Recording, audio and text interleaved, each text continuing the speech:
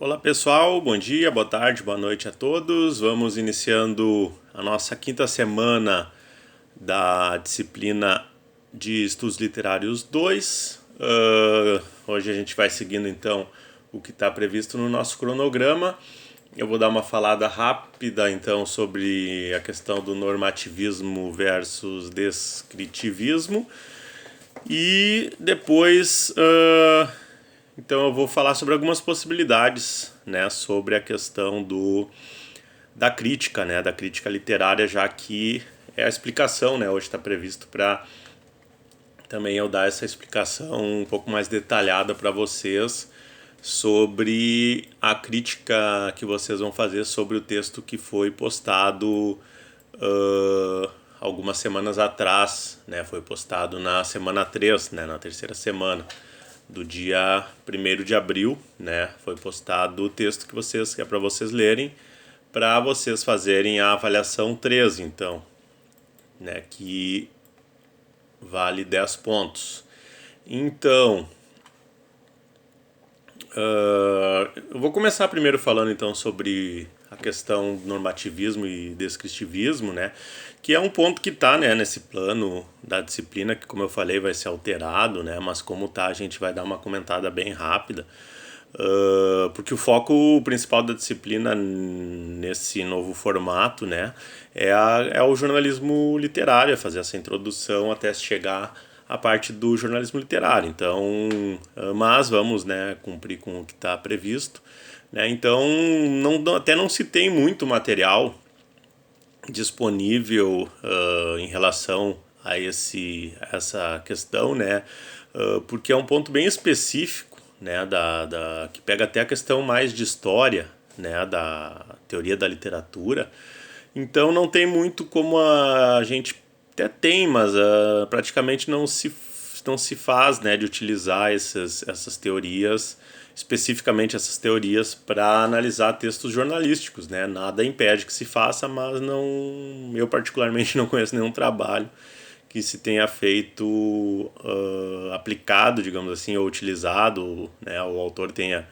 Eu encontrei muitos trabalhos de filosofia, principalmente da área do direito, né? Muitos trabalhos da área do direito que trazem essa discussão teórica, né? Mas foi posto, provavelmente, o professor que criou esse plano alguns anos atrás, né? Quando pensou a disciplina, provavelmente devia ser algum especialista nessa área, mas enfim, não diz respeito tão diretamente ao foco principal, né, que a ideia é que seja para Estudos Literários 2 do curso, que é a questão do jornalismo literário, claro, com embasamento na questão da literatura. Então, só o conceito principal, né, desses dois termos, né, em relação ao normativismo, eu vou postar para vocês, né, o slidezinho que eu tenho aqui, que é juntamente com as possibilidades, né, para vocês observarem alguns pontos quando vocês forem fazer a crítica de vocês, né? Mas então o que está posto é justamente que a normatividade, né, dentro da teoria, é aquela que absolutiza valores tidos como mais elevados, né? Então, na verdade, se vocês forem pesquisar mais materiais sobre isso, a maioria vai remeter, né, aos primeiros estudos e vai remeter lá a questão de estudos sobre discurso, sobre retórica, né? Então vai lá para Platão, Aristóteles, Grécia Antiga, etc., em que se foram criados esses pilares, digamos assim, que eram os pilares que eram observados, então, quando se estudava outros textos, né, e que posteriormente foram classificados então como textos literários. Então ela é um normativismo, como vem do próprio nome, né, estabelece normas, né, e que essas normas mais fechadas, digamos assim, é o que vai ser observado, né. Então também se elenca então certas obras que vão dar essas diretrizes assim de quais são esses critérios, né, de absolutização, né, dessas obras, das obras posteriores, digamos assim. Seria mais ou menos como pegar alguns clássicos, alguns gêneros, alguns formatos e a partir desses pontos de referência analisar outros, né, mas de certa forma é um tanto quanto fechado, né? Não se abre muitas possibilidades. Então seria como pegar o A Sangue Frio, que a gente vai ver, que é um principal livro do jornalismo literário, e a partir das referências do texto do Capote, elencar alguns elementos para se analisar outros, mas de certa forma é algo mais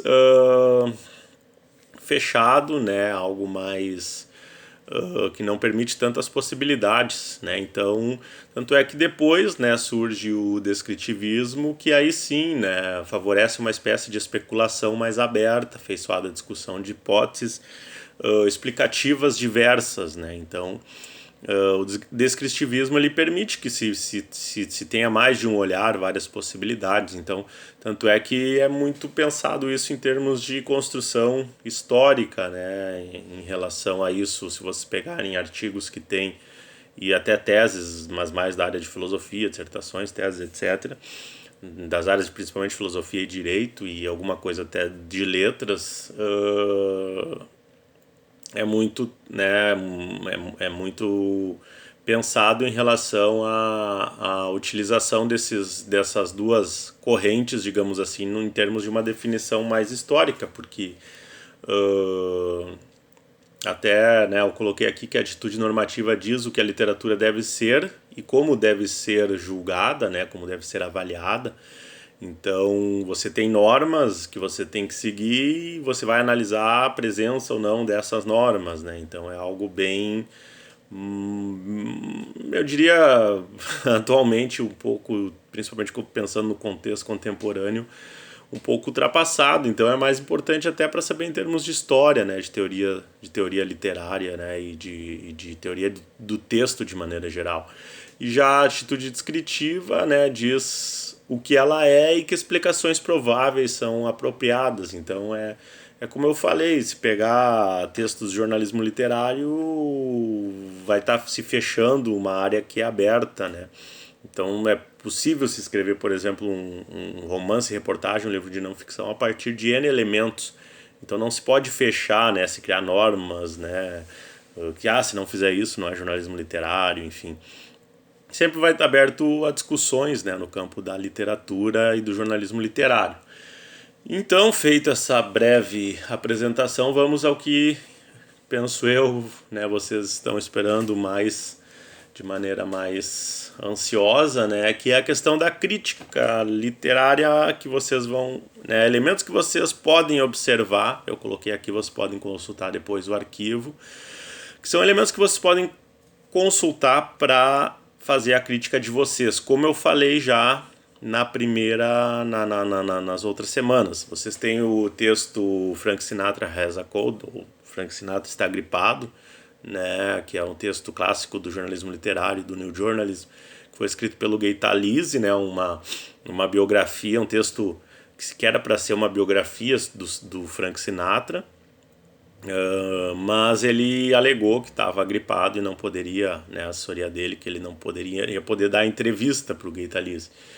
E, enfim, eu comentei, acho, com vocês, que eu assisti o Gay Talese palestrando na New York University, né, quando eu estava lá fazendo meu estágio doutoral, e ele comentou, e comenta isso também em outras entrevistas, né, quando a gente for falar sobre ele, eu vou disponibilizar para vocês também uma entrevista mais extensa que ele concedeu, e ele comenta que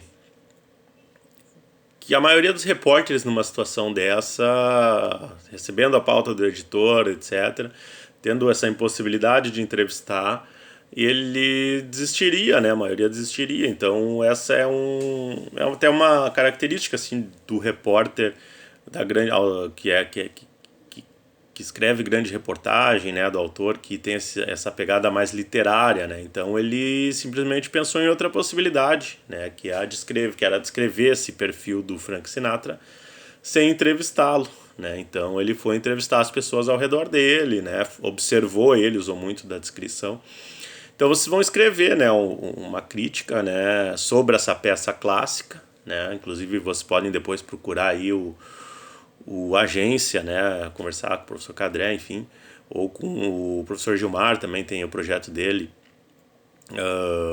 que me fugiu o nome, mas que é de jornalismo cultural, né? Vocês podem publicar, né, esse texto de vocês depois da disciplina, porque é um texto clássico do jornalismo literário e não se tem tantas produções assim sobre ele, né, sobre essa perspectiva de uma crítica, de um ensaio, né, sobre esse texto.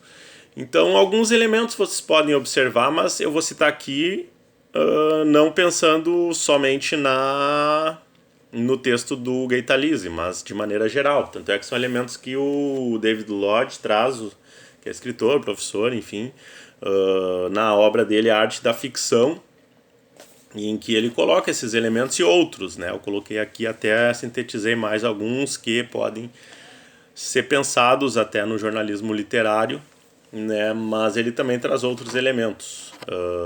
Então eu coloquei aqui alguns que eu vou comentar aqui, vocês podem observar ou não, né? Vocês podem também pensar em outros, né? Não é algo normativo, né? Você não tem que pegar exatamente elementos que estão nessa lista, né? Mas são ideias para vocês construírem a crítica que vocês vão escrever. Então vale lembrar também que a crítica literária é um texto que ele converge dos gêneros lá jornalístico e opinativo, jornalístico literário, e no gênero, na classificação dele dentro dos gêneros jornalísticos, é um texto que está lá dentro do jornalismo opinativo. Então esse é um ponto importante que vocês não esqueçam, né? Que não é uma sinopse do livro, do livro não, dessa grande reportagem, né? Vocês não vão escrever simplesmente um resumo, uma sinopse vocês, para ser uma crítica literária, né?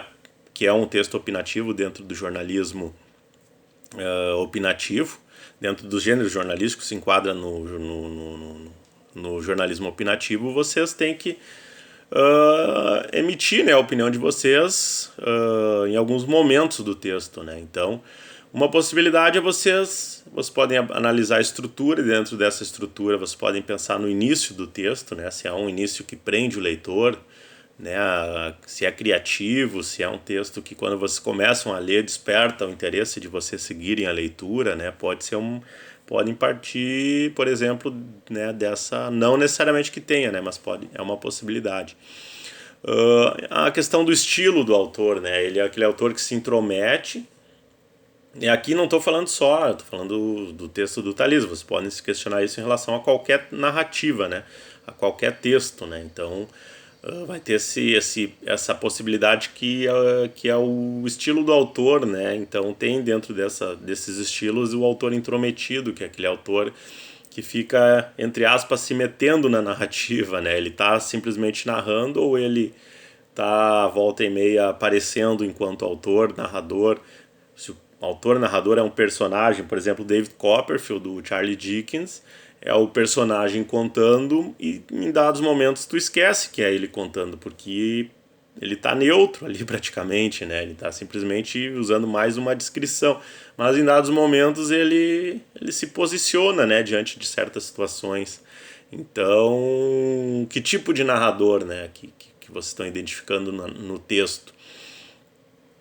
Outra coisa, o enredo, ele tem suspense, né? ele levanta questões a serem respondidas ao longo da narrativa, né? Esse é um ponto importante, é uma técnica importante e eficiente, né? Que é aqueles textos que você vai lendo, e na medida em que você vai lendo, principalmente romances, mas também serve para romance e reportagem, para livro reportagem, para grande reportagem, que é de plantar ali várias questões em relação ao que vai acontecer, né? Então, narrativas mais longas, como por exemplo o Guerra e Paz do Tolstói, né, que é um livro grande, tem vários personagens complexos, mas ali cada um tem a sua historinha e tu fica ali se questionando, que é mais ou menos o que acontece no cinema, no filme, na literatura, no cinema, nas novelas, etc., que é colocar várias questões, e à medida em que algumas vão sendo respondidas, outras vão ficando mais, né, vão mais longe, e outras novas surgem, né? Então, essa identificação de quais são esses pontos críticos, digamos assim, que levantam, que fazem com que surja, né, um suspense, né, o que vai acontecer com o personagem tal, né? Algumas vezes isso é posto explicitamente, né? Outras vezes é posto ali nas entrelinhas, né? É preciso prestar mais atenção pensando nisso para identificar. Então se desperta a curiosidade do leitor, né, para o que vai acontecer. Então é outro elemento, né, o suspense. O ponto de vista também, né, a mudança de ponto de vista entre os personagens, né, ou é um ponto de vista, é um narrador, é um... por exemplo, o Som e a Fúria do Faulkner, né, ali os primeiros capítulos, cada um é escrito sob o olhar de um personagem, mas você vai identificando isso na medida que você vai lendo, e essa mudança, né, de pontos de vista. Em outros casos o autor ele é impessoal, né, ele é um narrador, como, né, o Dono Absoluto, o Érico Veríssimo, né, em alguns livros dele faz muito isso. Ele vai mudando, né, os pontos de vista conforme os personagens. Em vários livros dele, na maioria, né, é escrito sob essa perspectiva do narrador em terceira pessoa, que sabe tudo, explica, etc. E às vezes é um ponto de vista mesmo, né? O narrador pode ser em primeira pessoa ou não. Então são possibilidades, né, para serem observadas. Mistério, né? Há um grande mistério a ser desvendado na narrativa, né? Ou há vários elementos de suspense, pontos de interrogação, né, que surgem. Fluxo de consciência, esse é um outro que foi utilizado pelo Truman Capote no Sangue Frio, como a gente vai ver, né? Que é aquela coisa de se colocar na mente dos personagens, só que aí que tá, no caso dele eram personagens reais, né? Era um romance de não ficção, como ele chamava, né? Ou um livro-reportagem, em que havia né? Ele fazia esse exercício de se colocar na cabeça do outro, né? Então, vocês podem até observar nisso, né? Se o Talise faz isso em relação ao Sinatra ou em relação a outros personagens, né? Se sim, como é feito, né? Então também há técnicas, autores que colocam esse pensamento dos personagens, às vezes numa carta, né? Às vezes em monólogos, que é outro item também, né? Um monólogo interior na voz do personagem, né? Diálogos às vezes, enfim, quais são os recursos, com quais recursos o autor utiliza esse fluxo de consciência, né? Que é aquele momento em que de repente o personagem ele é a questão até que vai a fundo mais no psicológico do personagem. Tem aí o Crime e Castigo, né, do Dostoiévski, que isso é feito de uma maneira magistral, né, quando ele está com ele tenta justificar para ele mesmo o crime que ele cometeu, né? E ele fica ali criando argumentos, mas aí ele fica ele mesmo apresentando contrapontos e discutindo com ele mesmo, etc. E julgando e observando o que está acontecendo ao redor dele, as atitudes das outras pessoas. Enfim, vai a fundo no psicológico do personagem. Então esse é um ponto interessante. As ambientações também, principalmente aí para jornalismo literário, é importante, né? Como é feita essa descrição dos ambientes. Esse é um ponto interessante que pode ser observado no texto do Talise, né? Porque em vários momentos ele estava ali só observando, ele não podia entrevistar, mas ele assistiu o Frank Sinatra gravando no estúdio, por exemplo. Então ele descreve, né? Cita diálogos, descrições, sensação de como ele está sentindo o humor do Frank Sinatra naquele momento.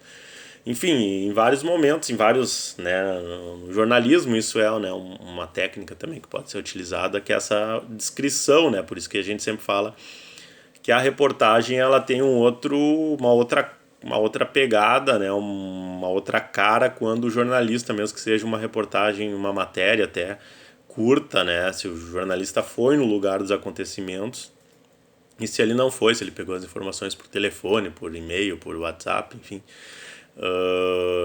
E no caso, então essa ambientação, né, essa descrição do ambiente pode ser um elemento importante, né, algo que o jornalista não veria se não estivesse lá presencialmente.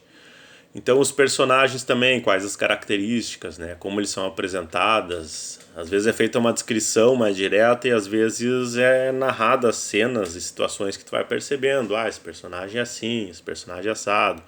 Eu lembro da tia do David Copperfield, que era uma figura caricata, né, ranziza, mal-humorada, e que sai braba na cena lá no início do livro, em que é descrito o nascimento, né, do David Copperfield, claro, a partir do que foi contado para ele, né, porque é ele mesmo que está narrando o personagem.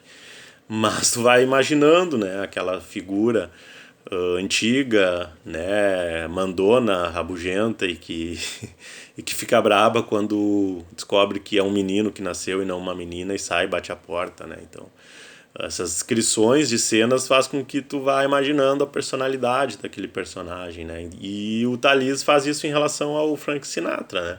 Também essas descrições, esses diálogos que são, né, a pessoa acaba de certa forma imaginando uma figura com uma personalidade, com uma determinada personalidade, né? Então, esse é outro ponto, né? Como é feita essa utilização dos personagens, né?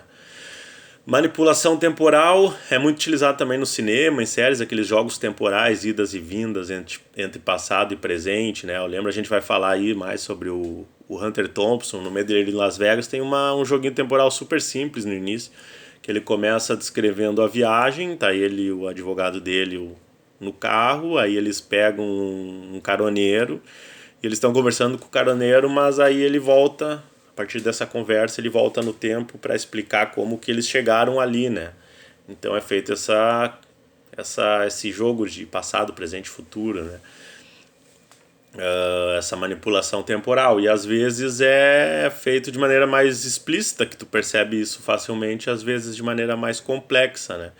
Então essa é uma técnica também bastante utilizada no presente, né? Tanto é que, de novo citando o livro do Faulkner, O Som e a Fúria, também é duas datas, eu não vou me recordar agora, 1910 ou 11 e 1927, uma coisa assim, que também ele fica indo e voltando, né? Mas indicando que há essa volta. Às vezes não é feita essa indicação, né? de que é feita essa mudança no tempo, né? Mas é essa questão de como que o autor usa o tempo, tá em ordem cronológica, né? É feito discretamente, que o leitor nem percebe, como eu citei nesse caso do Medellín em Las Vegas, né? Pode ler e nem se dá conta, né? Porque tu percebe que ele está contando algo que aconteceu para explicar, né, como que eles chegaram ali. Mas às vezes é feito esse jogo de uma maneira mais no sentido de confundir, não digo confundir, mas exige que o leitor esteja mais ligado para perceber, né, e para tentar também desvendar, né, o que está acontecendo. Tem um filme que se chama Amnésia, se eu não me engano, que trabalha muito com essa parte, né, dos jogos temporais. No jornalismo literário até isso acontece de uma maneira até mais sutil, né? O Truman Capote também em alguns momentos faz. O leitor no texto, né, outra técnica, outro estilo, que é aquele texto em que o autor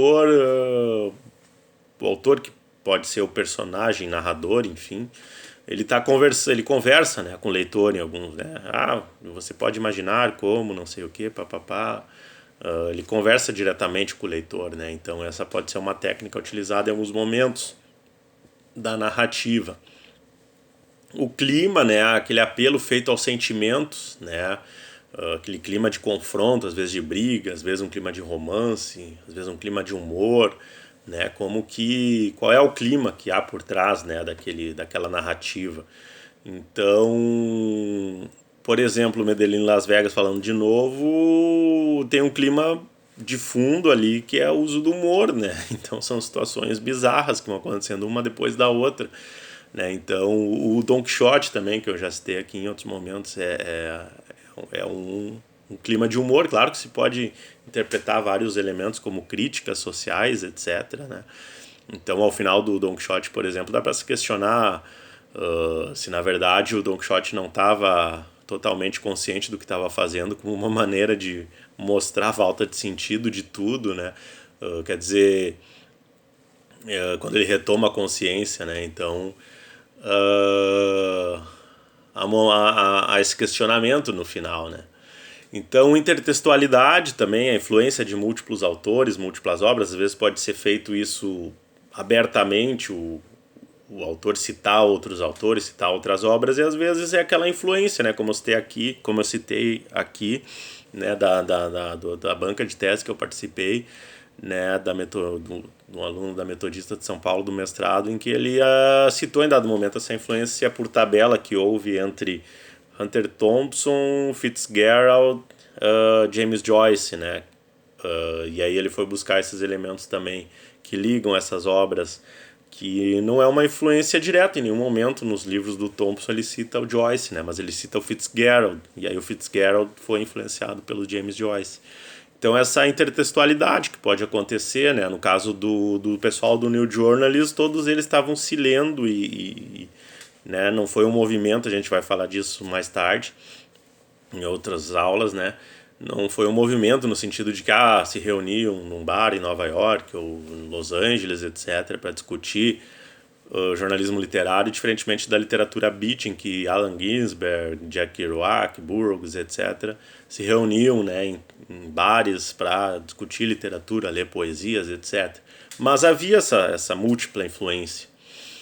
O futuro imaginado, né, uma narrativa imaginando o que pode acontecer no futuro, né, mais ou menos como dois clássicos, o Admirável Mundo Novo, né, do Huxley, e do 1984, do George Orwell. São duas obras em que eles...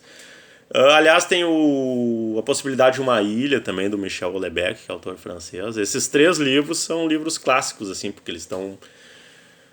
A história acontece, por exemplo, no possibilidade de uma ilha daqui 2000 anos, se eu não me engano. Então, de certa forma, eles estão tentando adivinhar, né, alguns elementos do que pode ter mudado na sociedade, na forma de pensar, na forma de viver, nas tecnologias, etc. Não é o caso, né, mas é mais difícil de se fazer isso no jornalismo literário, mas é outra técnica literária. Mas também, né, usando a criatividade, também é possível se fazer sim. Coincidências, né? Explorar coincidências para construir a narrativa. Então, às vezes isso é feito de uma maneira mais criativa, às vezes é feito assim de uma maneira mais para resolver um problema, né? O personagem está cheio de problema e ganhou um prêmio, né? Então, e às vezes é usado isso de maneira criativa, né? Como por exemplo na Comédia dos Erros do Shakespeare, né? Em que é aquele episódio do Chapolin também que tá os gêmeos e ninguém sabe que é gêmeos, e aí toda aquela cena de cômica, né, de achar que a pessoa é maluca, na verdade era o irmão gêmeo dela, né? Então o Shakespeare coloca isso de uma maneira muito genial e criativa, que foge assim do lugar comum, como pode ter parecido comigo tentando contar a história, porque é muito boa. Ironia, utilização como recurso, né? Utilização desse elemento da ironia, que também, claro, tem que se identificar, né? Nos textos do Hunter Thompson aparece muito esse elemento. Paulo France também, né, no Brasil, são autores que ironizavam bastante. O José Simão, que tem coluna na Folha, se vocês pegarem os textos dele, é muito, né? Muito.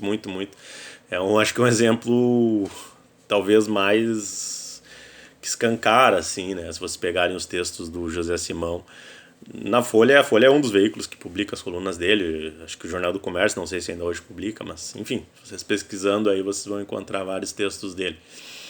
A estrutura da narrativa, né? Desconstruir a narrativa, como ela foi construída, né? Inclui aí vários desses elementos que a gente falou: jogos temporais, mudança de vozes, a psicologia, número de páginas, né? Às vezes por capítulo, né? Fazer uma desconstrução mesmo da narrativa. Que nem quando eu fui analisar, claro que aí era uma pesquisa, né? Não era uma crítica literária, mas quando eu fui analisar o Medellín em Las Vegas do Thompson, um ponto que eu chamei a atenção é que ali daquelas 200 e poucas páginas, um número X ali, agora não lembro exatamente, mas mais ou menos 10 páginas é de ele realmente cobrindo o evento, o resto é todo a mais, né? E que fez com que a reportagem dele se transformasse numa obra literária. Mas eu fiz essa desconstrução, né, por capítulos, né, o que foram os assuntos que ele falou em cada capítulo, etc. Então é meio que desmontar mesmo para ver aqui com uma lupinha ali o que foi feito em cada etapa, né? O autor que eu comentei com vocês aqui, a biografia, essa obra esse texto que vocês estão analisando se posiciona onde, né, na carreira dele? É o livro mais famoso, não é? É um dos principais textos? É um texto escondido e que algum pesquisador mais que foi a fundo descobriu e aí veio a público, mas não se destacou tanto, enfim. Quem é o autor, né? De onde ele vem, o que ele pensa, enfim. Impressões pessoais, a opinião do autor da crítica, né? No caso, a opinião de vocês. Podem até dizer se indicariam ou não indicariam a leitura do texto, a pontos altos e pontos baixos, quais são. Então, não se sintam assim intimidados, né? Para dizer que de repente o texto não é bom, né? E no caso do jornalismo, quais técnicas jornalísticas foram utilizadas? Foram as melhores opções? Ficou um bom texto de ser lido? Né? Foi inovador? Enfim, são alguns elementos que vocês podem observar aí para escrever o texto. Vocês podem também me mandar e-mail perguntando algumas dúvidas, né? E vou encerrar, né? Já passou da meia hora, vou dar esse tempinho então hoje. Não vou botar nenhum texto, vou dar para vocês utilizarem esse tempo para ler o texto da avaliação 3, né? Que é a reportagem do Talise. Tá bom? Um abraço, fiquem bem e voltamos na próxima semana.